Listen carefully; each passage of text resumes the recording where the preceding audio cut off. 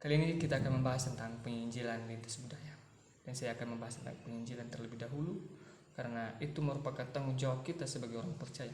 Karena kenapa di dalam kitab Matius pasal 28 ayat 19 sampai 20 dia mengatakan di situ, karena itu pergilah, jadikan semua bangsa muridku dan baptislah mereka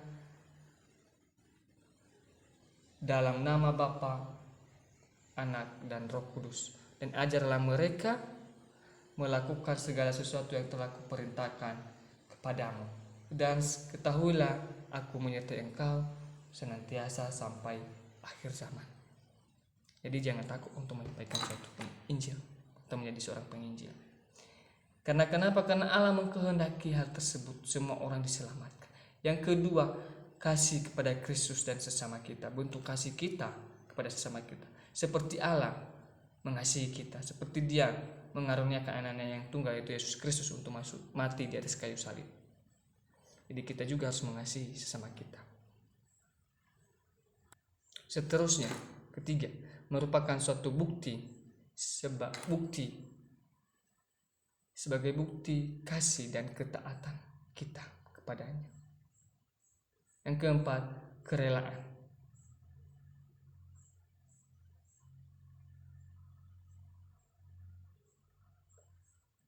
Ada suatu kisah tentang seorang Nabi Yesaya waktu dia diutus. Dan saya sudah membacanya di dalam Alkitab. Dia mempunyai hati yang rela terhadap panggilan Allah.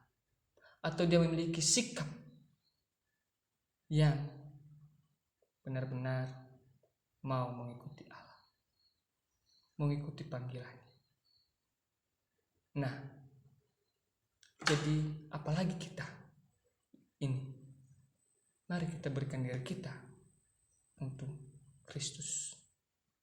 Mati pun, disiksa pun tidak masalah. Yang penting iman kita jangan sampai digoyahkan oleh siapapun. Injil harus berada di dalam diri kita. Dan Injil itu sudah mengalir dalam diri saya. Saya bisa katakan bahwa Injil itu sudah ada dalam diri saya.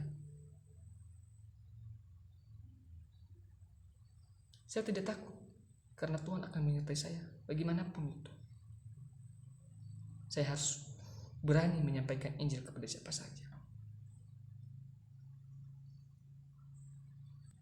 Untuk itu perlu kita ketahui juga bahwa penginjilan itu merupakan suatu kabar baik. Penginjilan atau merupakan pengkomunikasian kita yang dilakukan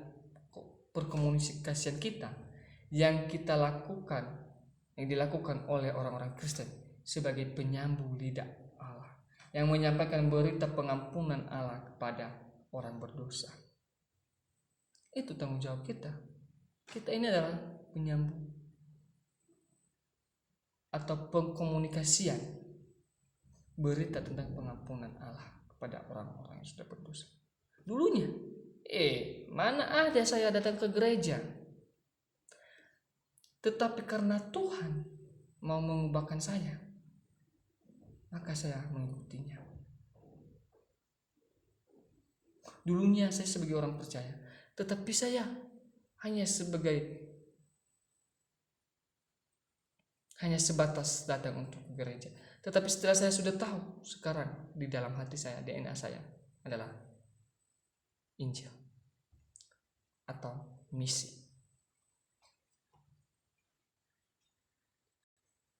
Jadi saudara yang terkasih,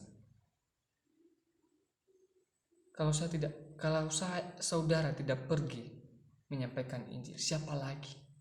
Kalau hanya hamba Tuhan yang menyampaikan Injil, maka penginjilan ini akan diam sendiri di tempatnya. Tapi kita harus memberikan diri, walaupun kita hanya sebagai orang percaya kepada Kristus, orang yang sudah hidup baru, tapi kita mempunyai kewajiban untuk menyampaikan Injil.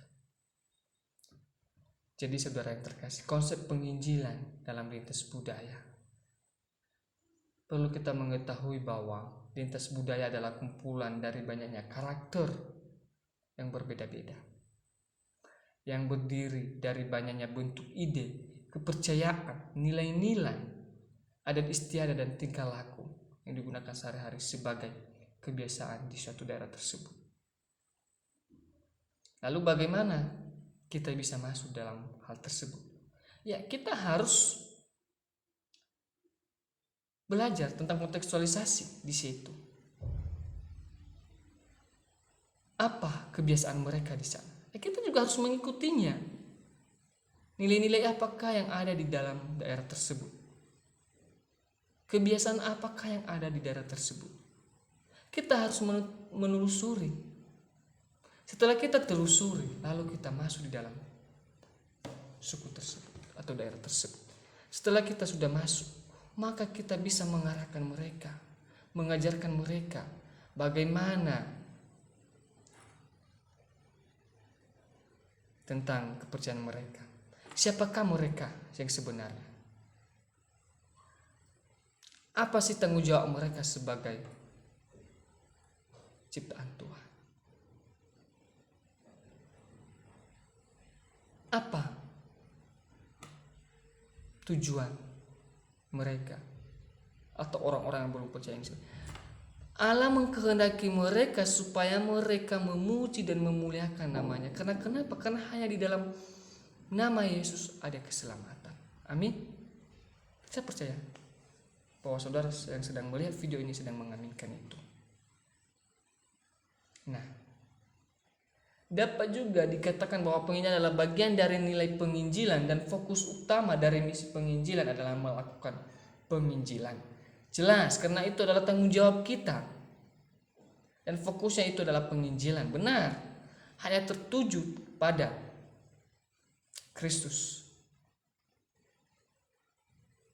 untuk memuridkan banyak orang. Benar, karena kenapa? Karena Yesus sendiri telah melakukan hal tersebut. Dan saya percaya bahwa kita juga bisa melakukan hal tersebut. Karena kenapa? Karena Allah sendiri yang mengkehendaki hal tersebut. Nah, jadi penginjilan lintas budaya dapat diartikan sebagai suatu pelayanan untuk membawa misi Kristus keluar dari kelompoknya, pergi kepada kelompok lain yang berada di suatu tempat yang berbeda kultur dan bahasanya. Jadi kalau kita orang percaya sudah mendengarkan tentang keselamatan, maka kita juga harus membawa keluar hal tersebut. Kita harus memberitakan kepada orang lain juga supaya mereka diselamatkan. Jangan hanya mau berdiam diri saja. Tetapi saudara, jangan sampai budaya memakan penginjilan atau menelan penginjilan. Jangan maksudnya di sini, yang saya maksud di sini, jangan kita memaksakan budaya kita untuk masuk di daerah tersebut. Misalnya saya masuk di daerahnya selatan atau di daerah manapun, karena saya dari Nias Barat, logat bahasa kami beda. Nah, nilai-nilai apakah yang saya harus paparkan di situ? Saya harus belajar kontekstual dalam bahasa mereka. Saya harus mengikuti supaya saya bisa menyampaikan Injil dengan baik dan tersusun dan terarah. Jangan kamu paksakan bahasamu masuk dalam bahasa Nias Selatan. Misalnya contoh itu.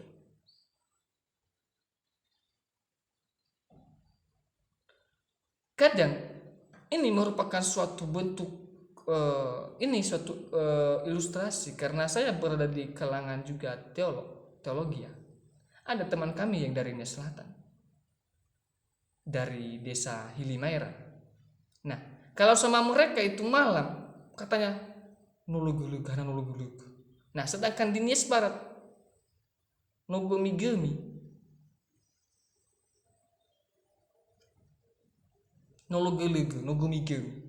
itu jauh beda. Tetapi dia, karena dia berada di Nias Barat, dia belajar menyesuaikan diri. Nah, kalau dia tidak belajar untuk kontekstualisasi, maka apa yang terjadi? Salah komunikasi. Jadi terpaksa kita harus bisa berkontekstualisasi dimanapun kita berada, supaya Injil itu tidak ditelan oleh budaya atau nilai-nilai tersebut. Nah, penginjilan juga bukan hanya dilakukan di daerah kita sendiri. Penginjilan pertama, penginjilan lintas budaya dalam negeri, ya kita harus bisa juga melakukan penginjilan. Yang kedua, penginjilan di lintas budaya luar negeri, ya kita lakukan juga hal tersebut, saudara. Kita harus memberanikan diri. Nah, kali ini kita akan belajar tentang juga budaya. Apa itu si budaya? Itu merupakan suatu hal-hal atau tingkah laku setiap suku tersebut, atau suatu tingkah laku dalam daerah tersebut yang memiliki apa? Yang memiliki nilai-nilai, kaidah-kaidah tertentu. Nah, di dalam budaya ini juga mereka juga mempunyai kepercayaan apa yang sebenarnya. Jadi kita harus juga memberikan kepada mereka pengertian bahwa Yesus itu adalah juru selamat kita. Misalnya Lowalangi itu bagaimana cara Tuan Deniner menyampaikan Dinias pada saat itu? Karena dia belajar kontekstualisasi, sehingga dia mengatakan bahwa Allah itu Lowalangi. Nah, kenapa? Karena sukunya dulu kan menyembah berhala, penyembah dewa matahari, ada juga, sehingga dia menyamartikan itu Lowalangi. Nah, kadang kita sebagai orang percaya ya tidak mau menyampaikan hal tersebut, tidak mau ambil pusing. Yang kedua, sifat umum dari budaya itu merupakan suatu, Allah menciptakan budaya. Udah dari dulu Allah menciptakan budaya sebelumnya. Yang kedua, Allah menciptakan manusia sebagai makhluk berbudaya. Yang ketiga, budaya telah rusak. Ya. Jadi kita harus memperbaiki hal tersebut. Injil dan budaya. Nah, Injil dan budaya ini yaitu merupakan suatu hal yang harus kita pahami.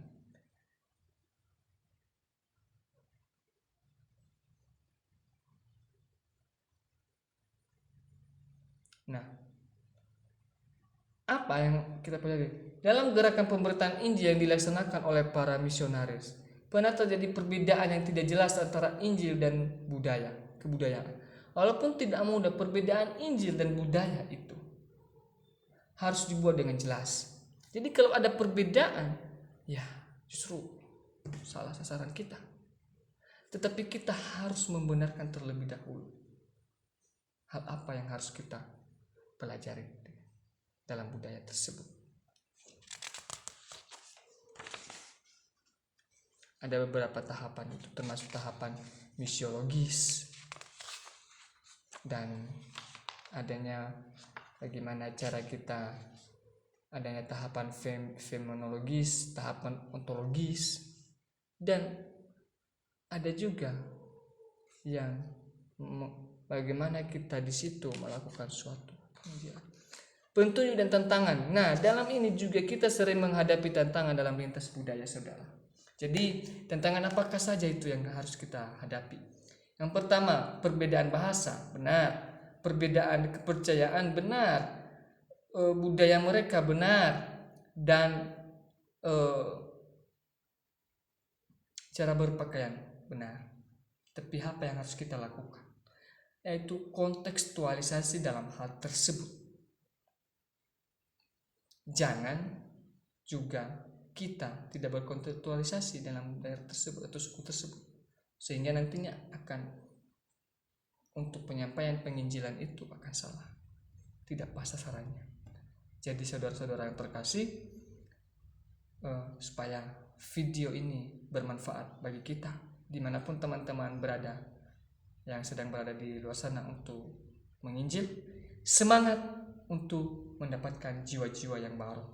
Akhir kata saya ucapkan terima kasih. Shalom.